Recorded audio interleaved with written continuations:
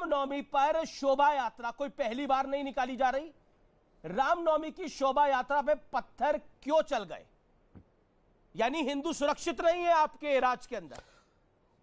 ये सवाल आप पे खड़ा होता है। देखिए, मैं एक बात कहना चाहूंगा अमीश जी, जब भी इस देश में कभी सांप्रदायिक दंगा हुआ तो कोई स्थानीय घटना होती है, समझा जा सकता है किसी एक शहर में था, जुलूस निकल रहा था, किसी ने कुछ कह दिया कर दिया, मान सकते हैं। पर यह बताइए, उत्तर से दक्षिण तक सारे शहरों में, देश के आधा दर्जन से अधिक राज्यों में ये दंगे भड़क जाएं तो ये सिर्फ जिसे कहेंगे कि रीजनल प्रोवोकेशन यानी स्थानीय उकसावे पे हो गया। और सबसे पहले शुरुआत कहां हुई थी? राजस्थान के करौली में। उस दिन तो रामनवमी नहीं थी, वो पहले से हो चुका था। यानी इसके पीछे एक संयोग नहीं, बाकायदा एक प्रयोग नजर आता है, एक डिजाइन नजर आती है। जैसे अभी अतीकुर रहमान जी, नहीं, मेरे सवाल का जो जवाब दीजिए सुधांशु त्रिवेदी, आपके राज्य में पत्थर चलेंगे राम भक्तों पर?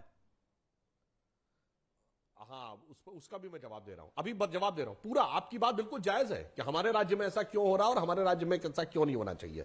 पहले एक बात कह दूं, इन्होंने इंक्वायरी की बात कही थी। जनाब, ये घर पे पत्थरों का जखीरा पहली बार नहीं हुआ, 2 साल पहले हुए, दिल्ली के दंगों में भी था। और जब हुआ था तब आम आदमी पार्टी ने पहले यही कहा था कि ये सब झूठ है, और बाद में ताहिर हुसैन के घर के ऊपर जो जखीरा निकला था तो उन्होंने अपनी पार्टी से फिर मजबूरी में निकालना पड़ा। तो ये एक डिजाइन है कि हर जगह ये करते हैं। अब अमीश जी, मैं आपकी बात का उत्तर देता हूं। ये जानते हैं क्यों हो रहा है? हमारी सरकार है इसलिए पत्थर चल रहे हैं।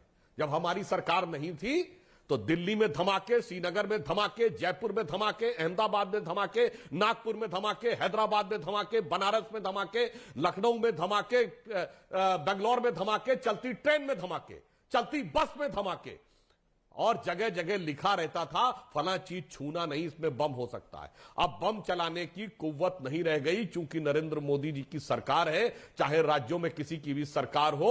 तो अब यह पत्थरबाजी वाली घटना करने का यह प्रयास किया जा रहा है। परंतु आश्वस्त रहिए, कम से कम जहां हमारी सरकार है वहां तो हम पूरी सख्ती और ईमानदारी से निपटेंगे, और जिसने भी कानून तोड़ा है उसके ऊपर पूरी समुचित कार्रवाई होगी। हाँ, जो बात मतलब आप ये कह रहे हैं कि देखिए, ये तो पत्थर तक रुक गया, लेकिन ये मामला बम तक चले जाता अगर हमारा शासन नहीं होता तो।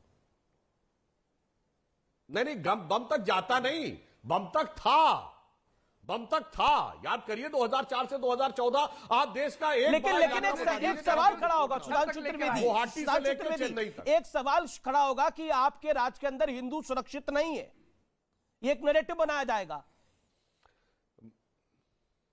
मैं उसी बिंदु के ऊपर आ रहा हूं। देखिए, जब व्यक्ति को लगता है कि हथियार और बम के द्वारा वह देश में आतंकवाद नहीं कर सकते, तो जो कट्टरपंथी ताकतें हैं तब वो इस ढंग के हथकंडे अपनाती है, पत्थर करना। जैसे याद करिए, यूरोप में किया गया था कि जब उन्हें लगा शक्ति ज्यादा हो गई तो गाड़ी चला के रौंद दो किसी के ऊपर। इसलिए मैं अंत में अतीकुर रहमान की उस बात से सहमत हूं कि हिंदू मुस्लिम आपस में नहीं लड़ते, केवल मुस्लिमों का एक कट्टरपंथी तबका ही लड़ाई शुरुआत करता है।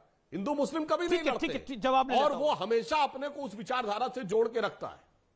ठीक है, असीम बकार, इस बात का क्या जवाब है कि हिंदुओं की शोभा यात्रा पर रामनवमी के दिन अगर पत्थर चले हैं तो इसको डिफेंड करना कि देखिए नारे लगाए जा रहे थे, उकसाने वाली बातें की जा रही थी, इसलिए पत्थर चल गए, लेकिन पत्थरों का जखीरा मिल जाना एक इलाके में?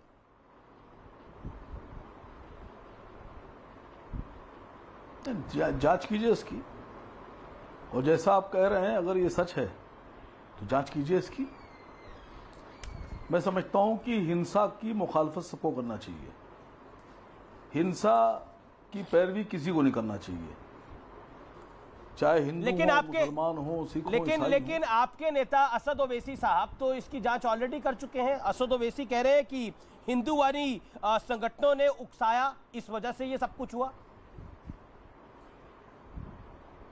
कई जगहों पर मुसलमानों के खिलाफ नफरत भरे भाषण दिए गए, इसलिए ये सब कुछ हुआ। आपके नेता तो पुलिस जांच से पहले अपनी जांच उन्होंने बिठा रखी है। देखिए, ये ओवैसी साहब ने ओवैसी इन्वेस्टिगेटिंग एजेंसी खोल रखी है क्या? देखिए, इसमें कोई दो राय नहीं कि जो उकसाने वाले लोग हैं वो बहुत शातिर होते हैं, वो उकसाते हैं। जैसे अभी आप मुझे उकसाएंगे, आपकी कोशिश ये होगी कि आप मुझे उकसाएं, और उकसाएं, इतना उकसाएं कि मैं ऑल फॉल बकने लगूं, उल्टी सीधी बात करने लगूं, फिर आपका एजेंडा भी हल हो, आपकी मैनिफेस्टो जो है वो भी। लेकिन मैं क्योंकि फंसने वाला नहीं, लेकिन हर आदमी इतना काबिल नहीं होता, फंस जाता है। सच्चाई है कि उकसाने वाले लोग तो हैं, और मैं सुधांशु जी की बात से सहमत हूं कि जिस तरह से सारे मुसलमान कट्टर नहीं हैं या दंगा नहीं चाहते हैं, उसी तरह सारे हिंदू भी नहीं चाहते हैं। कुछ हैं जिनकी पैरवी भारतीय जनता पार्टी के कुछ नेता करते हैं। अब बजरंग नाम का एक गिरवे कपड़े का अपने को साधु कहने वाला ओवैसी जी क्यों पैरवी कर रहे हैं? एक सेकंड, आपने बोला कि उकसाया, आपको उकसाएंगे, आप मत उकसाइए, आपको थोड़ी कोई बोल रहा है, आप उकसाइए और अपनी बात को बोलिए। अब आप मुझे बताइए, धर्म गुरुओं ने मुस्लिमों के नरसंहार और दुष्कर्म की बात कही, वो बात कही कहीं और उसका बदला लिया जाएगा हिंदुओं की रामनवमी की शोभा यात्रा पे पत्थर चलाकर, पेट्रोल बम जलाकर, उनके गाड़ियों को आग लगाकर। देखिए, ये भी पॉसिबल है कि जैसे अब आपके उकसावे में नहीं आऊंगा तो आप ये भी करेंगे कि मुझे बोलने भी नहीं देंगे।